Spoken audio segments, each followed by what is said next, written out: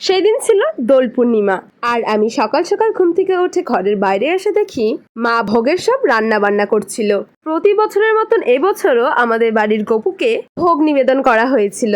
শুধুমাত্র গত বছর অসুস্থ থাকার কারণে তাই গত বছর গপুকে ভোগ নিবেদন করা হয়নি।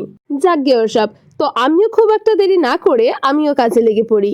আর আমি বানাচ্ছিলাম প্রসাদের জন্য খিচুড়ি।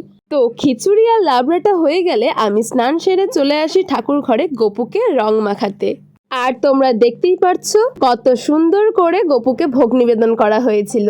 তো যাই হোক, এক্সট্রা করে আর বললাম না গপুকে কি কি দিয়ে ভোগ নিবেদন করা হয়েছিল, তোমরা দেখতেই পারছো।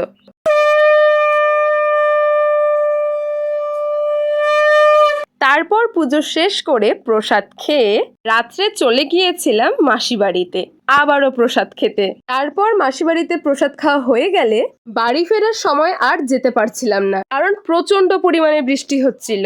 আর শুধু বৃষ্টি নয়, সাথে শিলও পড়ছিল, আর শিলগুলো ছিল বেশ বড় বড়। তো যাই হোক, একটু বৃষ্টি কমাতেই আমরা ভিজে ভিজে তিনজনে বাড়ি ফিরেছিলাম। তো যাই হোক, তোমাদের হোলি কেমন কাটলো অবশ্যই কমেন্ট করে জানাতে ভুলো না কিন্তু। তো আমরা শিলকুড়াতে থাকি। তো ভিডিওটা আজ এই পর্যন্তই, আবারও দেখা হবে খুব তাড়াতাড়ি। টাটা।